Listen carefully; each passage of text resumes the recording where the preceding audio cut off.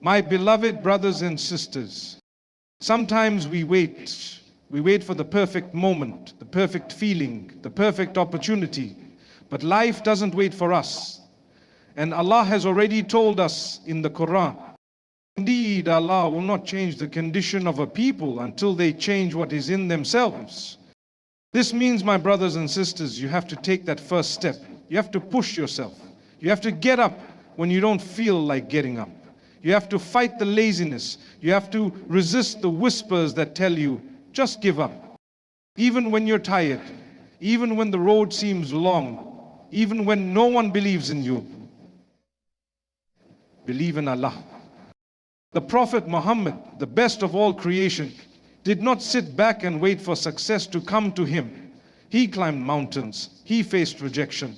He was driven out of his own city, but he pushed forward. He never gave up. Why? Because he had conviction in his mission and trust in his Lord. So who are we to say it's too hard? Allah doesn't expect perfection from us, but He loves effort. And that man shall have nothing except what he strives for.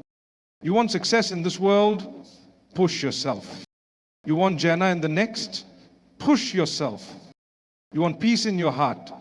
Push yourself. Yes, make do, cried to Allah. But also get up and move, tie your camel, and then trust in Allah. Sometimes your nafs will say, I'm too weak. But remember, even the smallest step toward Allah is a victory.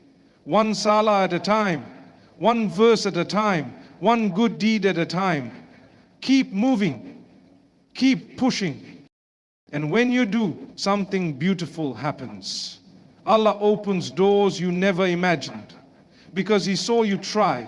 He saw you strive. And Allah never wastes the effort of the believer. So, my brothers and sisters, the next time your heart whispers, I can't, remind it, with Allah, I can. With effort, I will. And with patience, I'll reach where I need to be in this life and the next. Choke chain. May Allah strengthen us, guide us, and make us among those who strive and succeed. The struggle is not just a challenge in life, it is a sign of life. And in Islam, it is deeply connected to our faith. A believer is not someone who lives a life of ease and comfort at all times. In fact, the closer you are to Allah, the more trials you may face, not as a punishment, but as a means of purification, elevation, and reward. When we speak of struggle in Islam, we're talking about jihad. And one of the greatest forms of jihad is jihad al-nafsa, the struggle against the self, the constant battle between what is easy and what is right, the fight to wake up for Fajr when sleep is heavy, the effort to forgive when your heart is in pain, the strength it takes to stay silent when anger is boiling. And every moment you choose Allah over your desire, you are proving the strength of your faith. Faith is not proven when everything is going well. It is proven when you hold on to Allah while everything around you is falling apart. Struggle builds reliance. It builds humility. It strips away our arrogance and reminds us how much we need Allah. Without struggle, we become complacent, we forget. But with struggle, we remember that nothing moves without His permission, and nothing will change unless we seek His help and do our part. Even the prophets, the best of mankind, faced struggle after struggle. They were tested in their families, in their wealth, in their societies. Yet they never gave up. They kept turning to Allah. That struggle didn't mean Allah was displeased with them. Rather, it was a sign that Allah had chosen them for a higher purpose. And the same applies to you. So the next time you find yourself in difficulty, remind yourself, this is part of the journey of Iman. This pain has a purpose. And if you are patient, if you keep pushing, if you remain sincere, then not only will Allah reward you, He will raise you in ranks, forgive your sins, and bring you closer to Him. In the journey of life, many people sit and wait, waiting for things to change, for miracles to happen, for their situation to improve. But in Islam, we are taught a powerful truth. Change begins when you take the first step. Allah, in His infinite wisdom and mercy, wants us to act, to move, to initiate. The Quran tells us clearly, indeed, Allah will not change the condition of a people until they change what is within themselves. This means that if you're waiting for things to get better, you need to begin by improving what is in your heart, your habits, your intentions, and your actions. When you take that first step, no matter how small, Allah sees it. He honors it. Even if you're trembling, even if you're unsure, even if you feel weak, once you decide to move toward what is right, toward what pleases Allah, His help comes in ways you could never imagine. Sometimes it's choosing to walk away from a sin, to turn off the haram, to pray when no one is watching. That moment may feel insignificant to you, but to Allah it can be the start of a complete transformation. Look at how Allah responds when you come to Him. The Prophet told us that Allah says, when my servant comes to me walking, I come to him running. What does that mean? It means Allah is waiting for you to make the first move, and when you do, His mercy, His guidance, His support, and His love will rush toward you. Taking the first step isn't always easy. Shaitan will try to stop you. Your own doubts will whisper, it's too late, or you're not good enough. But the truth is, Allah never asked for perfection, only effort. That first sincere step, taken with the right intention, can unlock blessings you've been asking for, healing you've been praying for, and strength you didn't even know you had.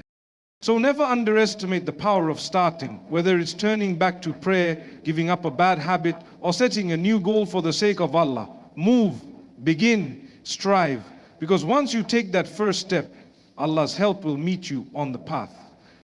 The life of Prophet Muhammad is the clearest and most powerful example of perseverance in the face of hardship. From the very beginning of his mission, he faced opposition, mockery, betrayal, and even physical harm, not from strangers, but often from those closest to him. Yet he never gave up. He kept moving forward with unshakable faith in Allah and a heart full of compassion for his people. When he stood on Mount Safa and invited his tribe to the truth, they mocked him. When he called them to worship one God, they accused him of breaking family ties and insulting their ancestors. When he walked through the streets of Makkah, he was called a liar, a madman, a poet, even though they knew him as Al-Amin, the most trustworthy. Stones were thrown at him in Taif until his blessed feet bled. His companions were tortured, starved, and boycotted. Yet he remained steadfast. Imagine losing your beloved wife Khadija, the woman who supported you when no one else did. Imagine losing your uncle Abu Talib, the man who protected you, both within a short time, during what's known as the year of sorrow. Still, he did not complain. He did not stop. He continued to deliver the message. Why? Because he knew his purpose. He knew his strength came from Allah, not from ease or comfort. Even in the darkest moments, when he stood alone in prayer at night, crying before his Lord, he never asked for the burden to be removed without wisdom. He asked for strength, for guidance, and for Allah's pleasure. He taught us that the path to truth is not free from difficulty, but that hardship is not a sign of failure. It's a part of the journey. Through every trial, the Prophet showed us that movement, effort, and trust in Allah must never stop. He reminded us that victory doesn't always come quickly, and sometimes it doesn't come in the way we expect, but it always comes to those who keep going with sincerity and faith. His entire life is a lesson. Push forward, no matter what stands in your way, because Allah is with those who are patient and steadfast. Many people wait for the perfect moment to begin, when they feel inspired, when they feel strong, when motivation strikes. But in reality, motivation is like the wind. It comes and goes, it rises and fades. If you build your life around waiting for the right feeling, you'll delay your growth, your healing, your success, and even your connection with Allah. That's why Islam teaches us the value of discipline, of doing what needs to be done, even when you don't feel like it. Discipline is what keeps you going when your heart is tired. It's what gets you out of bed for Fahil when your body wants to sleep. It's what keeps your eyes lowered when temptation walks by. Discipline means praying even when you're not feeling spiritual, because you know the value of that prayer. It means opening the Quran when your soul feels distant, trusting that the healing will come through consistency, not just emotion. The Prophet Muhammad and his companions were not driven by fleeting moments of excitement. They were grounded by a deep sense of responsibility, by a structured daily commitment to Allah. They didn't wait for feelings to push them. When you build a routine around what pleases Allah, even if it feels hard at first, you will find that the discipline you struggle with becomes a source of peace. Your body may resist it at the start, but your soul will begin to crave it. That's how Allah strengthens you. Not always by giving you instant results, but by building you through the habit of showing up again and again. Don't let laziness deceive you into thinking you're not ready. You don't need motivation to make a change. You need a decision. Discipline is doing what is right because you know Allah is watching, not because your mood feels like cooperating. And when you live with that mindset, you'll find that your actions become more stable, your heart becomes more firm, and your connection with Allah becomes deeper, even in silence, even in struggle. In this world, people often judge by outcomes. If they don't see results, they assume the effort was pointless. But in the sight of Allah, every sincere effort matters, even if no one sees it, even if it doesn't lead to the result you hoped for. Allah is not only the one who rewards success, He is the one who rewards struggle. Allah says in the Quran, Antolafa, and that man shall have nothing except what he strives for. This is a divine promise that nothing you do for His sake will be wasted. Every drop of sweat, every tear, every moment you fight against your desires, every time you say no to sin, every silent battle in your heart, Allah knows it all. Even if the world doesn't see your effort, even if people don't appreciate it, Allah does. And He is the best of those who reward. Sometimes you make dua again and again, and it feels like there's no answer. Sometimes you keep trying to improve yourself, but you fall back into mistakes. You try to build a habit, to fix your relationship with Allah, to become more disciplined, and it feels slow. But remember, Allah is watching the effort, not just the result. The intention behind your action and your consistency in striving are what count most. There is no wasted effort when it's done sincerely. Even if it doesn't bring the result in this life, it might be the reason Allah saves you on the day of judgment. It might be the reason for His mercy descending upon you in a moment of hardship. Your persistence in doing good, your refusal to give up, these are signs of a heart that seeks Allah. And Allah never turns away a heart that longs for Him. Keep going, even if the steps are small. Keep trying, even if you fall often. Allah is not waiting for you to be perfect. He is waiting for you to keep pushing forward. The seeds you plant today with struggle will grow. To trust that no sincere effort is ever lost. What you do for Allah is preserved, recorded, and valued more than you can comprehend. Keep striving, because Allah sees what others cannot.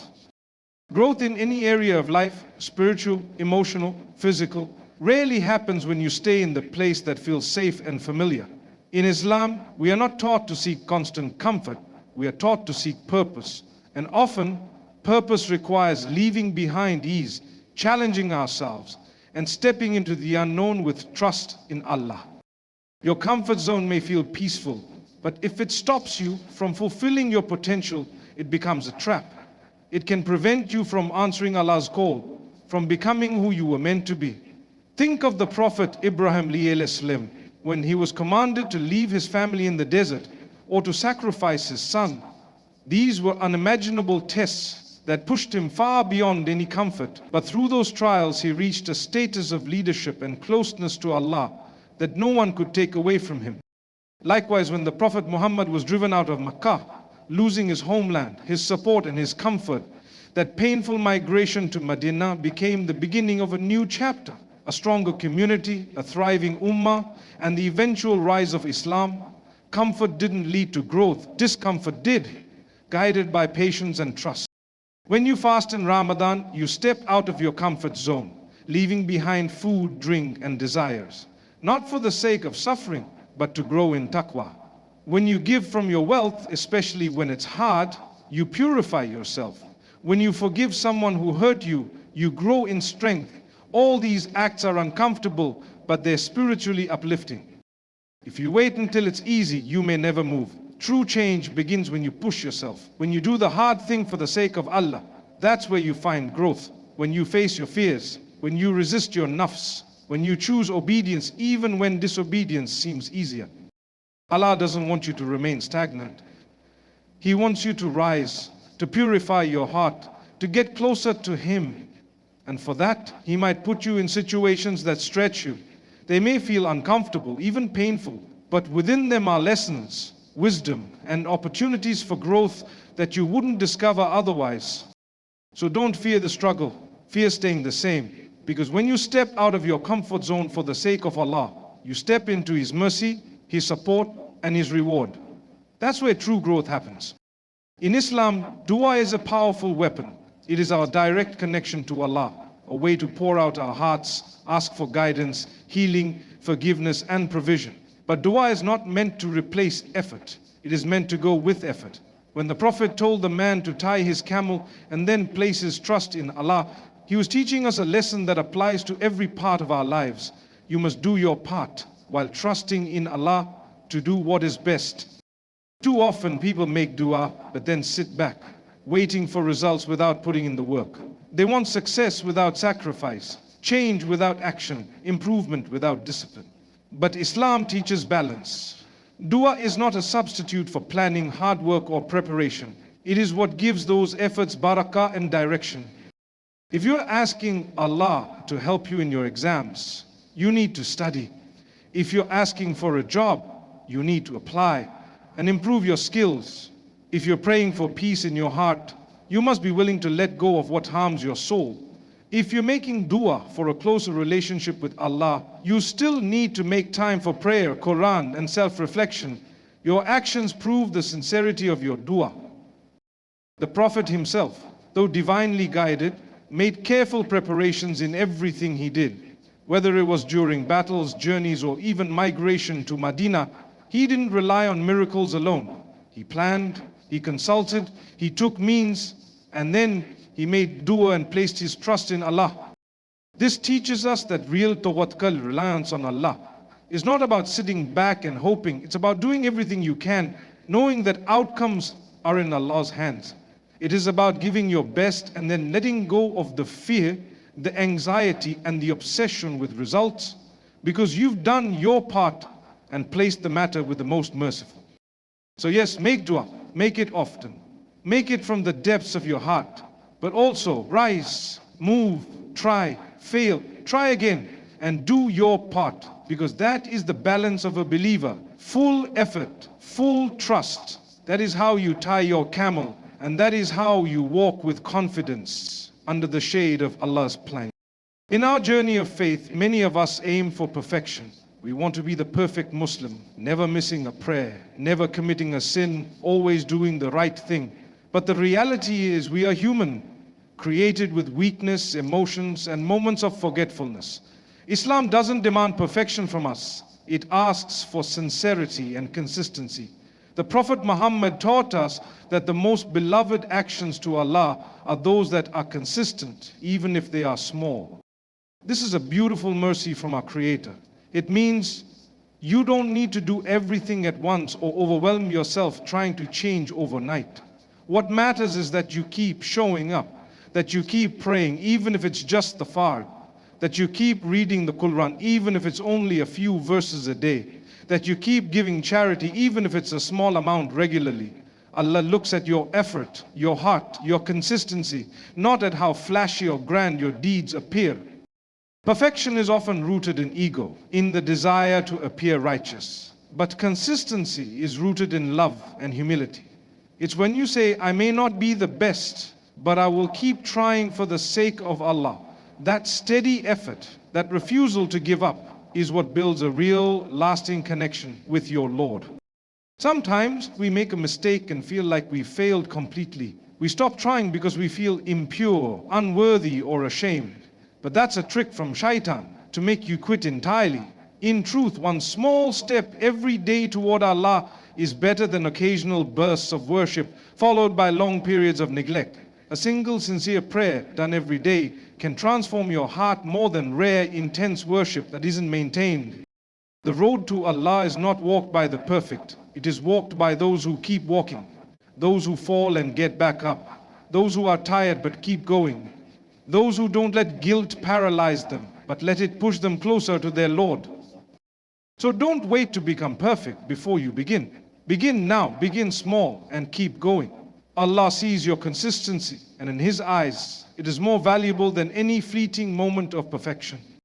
In the end, the journey of a believer is not marked by perfection, ease, or constant motivation. It is marked by sincere effort, consistent struggle, and unwavering trust in Allah. You will face hardships, you will fall, you will feel tired. But every step you take for the sake of Allah, discipline must carry you when motivation fades. And even the smallest effort done regularly is beloved to Allah. So don't wait for the perfect time. Don't wait to feel ready. Take the first step, tie your camel, push yourself forward, keep going, even if slowly, even if weakly, because your journey matters. The Prophet faced difficulty and never gave up, and you are his follower. Your path to Allah will not be free of struggle, but that struggle is faith. That struggle is love. That struggle is victory. Allah does not expect you to be flawless. He expects you to be sincere, to keep trying, and to never give up. So rise with purpose, with patience, and with hope, knowing that every moment you strive for Him, He is near, helping you, guiding you, and preparing something better than you can imagine. Thank you, everyone.